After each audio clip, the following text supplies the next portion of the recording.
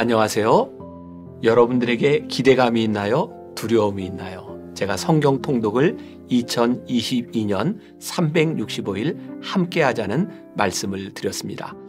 무엇보다 여러분들에게 좀 도전이 되었으면 좋겠습니다. 여러분들이 도전할 수 있도록 저도 함께 읽어가는 그 어려움을 같이 하려고 창세기부터 제가 직접 읽어 내려가고 여러분들과 함께 합니다.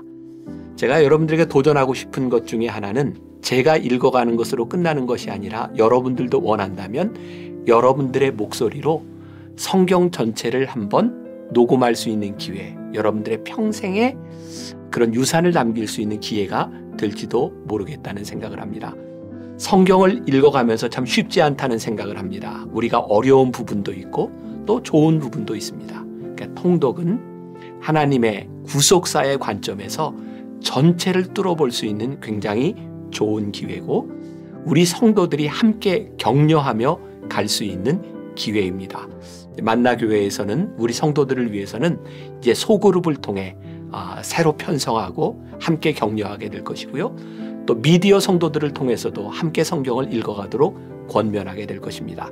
만나교회 성도가 아닌 분들도 함께 참여해서 성경을 함께 통독하는 가장 복된 새해를 맞이할 준비를 하시고 기다리시면 좋겠습니다.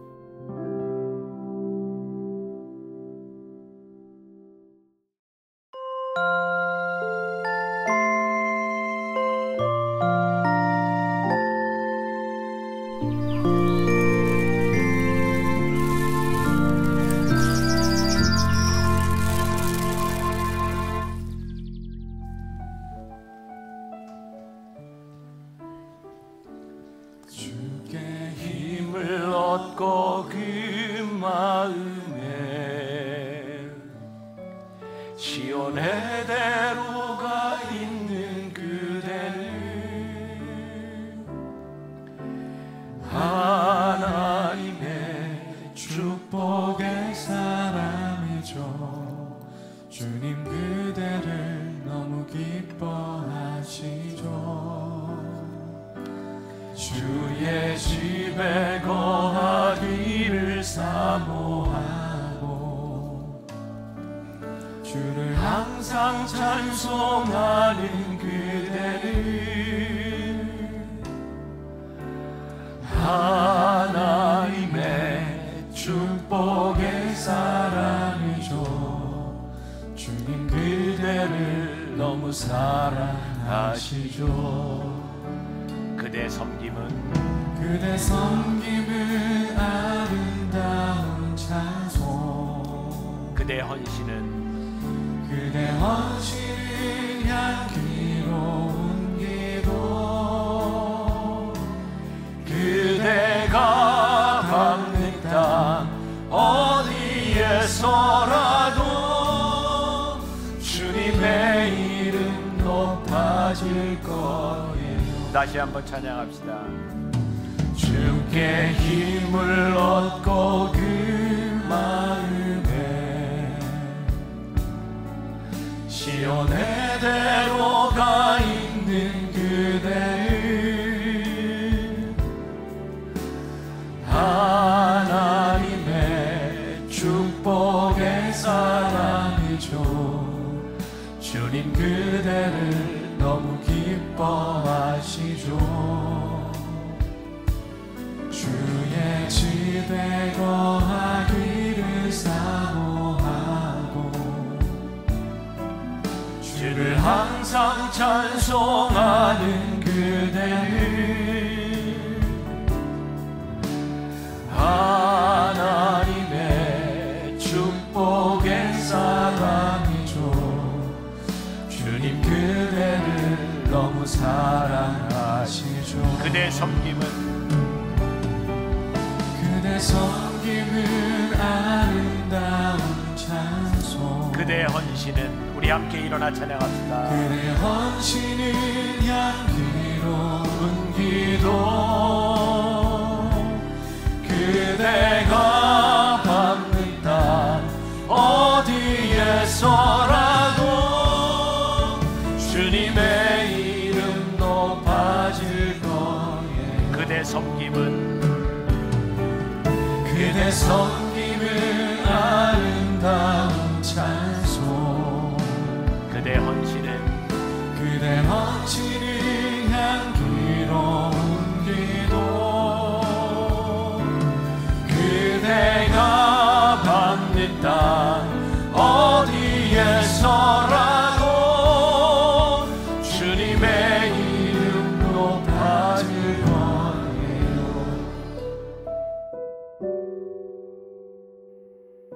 하나님께 인정받으려면 너는 진리의 말씀을 옳게 분별하며 부끄러울 것이 없는 일꾼으로 인정된 자로 자신을 하나님 앞에 드리기를 힘쓰라. 디모데후서 2장 15절. 당신이 믿는 것에 대해 분명하게 표현할 수 없으면 그럴 수 있을 때까지 노력하십시오. 만일 당신이 분명하게 표현하지 못하면 누군가 여전히 그 인생 가운데 계속 비참할 수 있습니다. 하나님의 진리를 자신에게 다시 표현해 보십시오. 하나님께서는 당신을 통해 그 표현을 다른 사람에게 사용하실 것입니다. 포도 열매가 으깨어지는 하나님의 고난의 잔을 받으십시오. 당신의 표현이 체험에서 나올 수 있도록 노력하십시오. 그리하면 그 표현이 다른 사람에게 큰 힘을 주는 귀한 포도주가 될 날이 올 것입니다. 그러나 게으름 가운데 내 스스로 나의 표현을 만드는 것이 귀찮다, 남들이 한 표현을 빌려야겠어 라고 말하면 이러한 표현은 당신에게도 아무 유익이 없을 뿐 아니라 남에게도 전혀 유익이 없습니다. 하나님의 진리로 분명하게 느껴지는 것들을 자신에게 표현하려고 노력하십시오. 그러면 하나님께서 당신을 통해 다른 사람에게 하나님의 진리를 전달하실 수 있는 기회를 얻게 됩니다. 언제나 당신의 마음이 쉽게 받아들인 것도 점검하는 훈련을 하십시오. 마음에 받아들인 진리를 수고를 통해 자신의 것으로 만들지 않은 사람은 아직 단 위에 서서 진리를 선포할 자격이 없습니다. 당신에게 진리의 유익을 주는 사람은 전에 당신이 몰랐던 정보를 전달하는 사람이 아니라 당신에게 갈등을 주던 진리를 분명히 표현하는 사람입니다. 김병삼 목사의 매일 만나 365, 오늘은 12월 15일 하나님께 인정받으려면 이라는 제목으로 말씀을 나누겠습니다. 오늘의 주제, 노력해야 하는 이유. 주님은 나의 최고봉을 통해 챔버스가 어떤 삶을 살았는지 느껴집니다. 그는 하나님께 순종하고 쓰임받기 위해 치열한 인생을 살았던 사람입니다. 그에게 있어서 찢겨진 빵과 부어지는 포도주가 되는 것은 하나님께 쓰임받기 위해 꼭 통과해야 하는 과정이기도 했습니다. 오늘 묵상이 흥미로운 것은 영적 진리를 표현하기 위해 열심히 노력하는 것 역시 포도주가 되기 위해 으깨어지는 과정으로 보았기 때문입니다. 연구하고 공부하는 과정을 챔버스가 얼마나 중요하게 생각했는지 다음 문장에 정확하게 나오고 있습니다. 마음에 받아들인 진리를 수고를 통해 자신의 것으로 만들지 않는 사람은 아직 단위에 서서 진리를 선포할 자격이 없습니다. 감리교 목사요 챔버스의 친구였던 데이비드 램버트는 비디를 도와 오스왈드 챔버스의 책을 출간하는데 많은 도움을 주었던 사람입니다. 그가 오스왈드 챔버스의 하나님께 인정받는 사역자라는 책에 쓴 추천의 글이 챔버스가 어떤 마음으로 학생들을 가르쳤는지 잘 보여주고 있습니다. 서문에 나와 있는 걸 제가 좀 읽어드리죠. 오스왈드 챔버스가 성경대학의 총장으로서 친히 학생들에게 강의했던 그의 강의에 나타난 분명한 핵심은 하나님의 종은 설교하기 전에 그 내용을 먼저 몸소 체험해야 한다는 것이다. 따라서 사역자는 하나님께서 그를 위해 예비한 삶의 훈련을 기꺼이 받을 준비가 되어 있어야 한다. 그는 영적으로 준비되기 위해서 바른 사고를 할 수 있는 능력을 가져야 한다고 강조하였고, 이에 따라 지적인 훈련은 영적인 훈련에 꼭 필요한 요소로 보았다. 하나님의 사역자는 하나님의 은혜 및 자신의 선택과 집중에 의해 그의 온 영과 혼과 몸이 다 함께 조화를 이루며 일할 수 있도록 해야 한다. 사역자가 자신만을 추구하는 것은 커다란 함정이 될 수 있고 경건만을 추구하는 것도 충분하지 못하다. 모든 선한 일에 철저하게 준비된 하나님의 사람이 되기 위해서는 성경이 말하는 책망과 바르게 함과 의로 교육함의 영적 훈련을 받아야 하며 또한 성경을 바르게 이해할 수 있기 위한 지적 훈련도 받아야 한다. 여기까지 1월 1일부터 12월 15일까지 따라온 사람들이라면 챔버스와 비슷한 성격과 능력을 가지고 충분히 공부에 전념한 사람이라고 저는 생각하고, 이쯤에서 여러분들을 좀 축복하고 싶고 여러분들을 격려하고 싶고 남겨진 15개의 말씀까지 우리들이 잘 나아갔으면 좋을 것 같습니다. 여러분들은 말씀을 선포할 또 하나님의 사람 사명자로서의 자격을 갖추어 가고 있는 사람들입니다. 자, 진리를 선포할 자격을 갖추지 못하면 가르침을 받는 대상자에게 돌아갈 하나님의 축복을 가로채는 것이라는 논리가 아주 흥미롭습니다. 생각해 보세요. 가장 큰 축복이 무엇입니까? 구속의 은혜를 깨닫고 예수님을 주로 고백하는 삶이죠. 구속의 은혜를 깨닫는 순간 사적인 삶을 포기하고 우리를 지으신 하나님의 목적에 합당한 삶을 살게 됩니다. 그런데 만일 이러한 진리를 제대로 선포하기 위해 노력하지 않고 자격을 갖추지 못한다면 누군가의 축복을 방해하는 사람이 될 것입니다. 오늘 우리에게 주는 도전이 바로 이것입니다. 챔버스는 이렇게 말합니다. 당신이 믿는 것에 대해 분명하게 표현할 수 없으면 그럴 수 있을 때까지 노력하십시오. 베드로전서 3장 15절과 16절 말씀.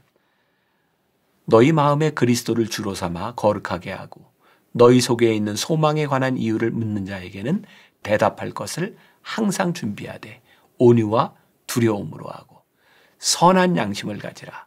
이는 그리스도 안에 있는 너희의 선행을 욕하는 자들로 그 비방하는 일에 부끄러움을 당하게 하려 함이라. 베드로서는 특별히 소아시아에서 고난을 당하며 신앙을 지키던 성도들을 향한 권면의 내용들로 가득 차 있습니다. 얼마나 놀라운 권면인지 모릅니다. 고난 속에서 소망을 가지고 사는 이유가 무엇인가? 믿지 않는 사람들에게 그 이유를 말할 수 있도록 준비된 삶을 살라는 것입니다. 우리가 흔히 고난이 유익이라고 말합니다. 그렇게 적용해 보았습니다. 고난 속에서 우리는 우리가 믿는 하나님이 어떤 분이신지 가장 구체적으로 경험하게 되고 그것을 표현할 수 있게 됩니다. 고난이 귀한 이유는 분명합니다. 포도 열매가 으깨어지는 하나님의 고난의 잔을 받으십시오. 당신의 표현이 체험에서 나올 수 있도록 노력하십시오. 그리하면 그 표현이 다른 사람에게 큰 힘을 주는 귀한 포도주가 될 날이 올 것입니다. 챔버스가 아주 멋지게 표현했죠. 챔버스는 이러한 노력과 훈련의 과정이 필요하다고 말합니다. 이 과정을 통해 우리는 하나님의 도구가 됩니다. 우리를 통해 다른 사람에게 하나님의 진리를 전달하게 됩니다. 우리의 목적은 분명합니다. 첫째, 우리가 믿는 것을 잘 이해하고 표현하기 위해 열심히 노력하면 어렵게 얻은 깨달음을 통해 다른 사람을 축복하게 됩니다. 크리스천에게 가장 큰 축복은 축복의 통로가 되는 것입니다. 저는 개인적으로 하나님께서 아브라함을 축복하신 말 가운데 너는 복의 근원이 될지라 라는 말이 가장 경이로운 말이라고 생각합니다. 둘째, 우리가 이렇게 훈련하고 연구하는 것은 다른 사람들에게 새로운 정보나 지식을 전달하는 것이 아닙니다. 복음을 들어도 이해하지 못하는 사람들을 바라보며 안타까운 마음으로 그 진리를 전달하기 위해 애쓰는 것입니다. 성경 공부를 하면서 지식을 쌓고 그 수준에 머무는 것을 주의하십시오. 그리고 그 지식을 자랑하지만 의미를 깨닫지 못하고 말씀대로 살지 않는 것을 두려워하십시오. 말씀대로 살다 보면 새로운 체험을 하고 그것이 우리 삶의 간증이 됩니다. 사도 바울은 그것을 갈라디아서 6장 17절에서 이렇게 표현했습니다. 이후로는 누구든지 나를 괴롭게 하지 말라. 내가 내 몸에 예수의 흔적을 지니고 있노라. 우리가 기억해야 될 한 줄 노트. 말씀을 전할 자격을 갖추고 그 말씀을 전한다면 누군가를 위해 축복의 통로로 쓰임받고 있는 것입니다. 오늘 하루 이런 질문을 가지고 살아봅시다. 말씀을 전하는 자의 사명을 감당하기 위해 어떤 수고와 노력을 하고 있습니까? 그렇지 못한 자신에 대해 안타까운 마음이 있습니까? 기도하겠습니다. 오늘 말씀을 통해 챔버스가 하나님의 말씀을 전하기 위해 얼마나 치열하게 살았는지도 생각해 보게 되었고, 챔버스의 권면을 통해 우리도 치열하게 노력하며 살지 않으면 하나님의 말씀을 전하는 자가 될 수 없음도 깨닫게 하셨습니다. 우리에게 주시는 가장 큰 축복이 무엇일까요? 주님, 우리를 통하여 하나님의 말씀이 생생하게 누군가에게 전달되고 그 말씀이 깨닫게 되고 그들이 하나님의 축복을 받게 되는 것, 그것이 우리들에게 주신 큰 축복이 아닐까요? 우리가 그런 사람 되기 위하여 영적으로도 지적으로도 잘 훈련받게 하시고 노력하게 하시고 준비된 사람으로 잘 쓰임받게 하여 주옵소서. 예수님의 이름으로 기도했습니다. 아멘.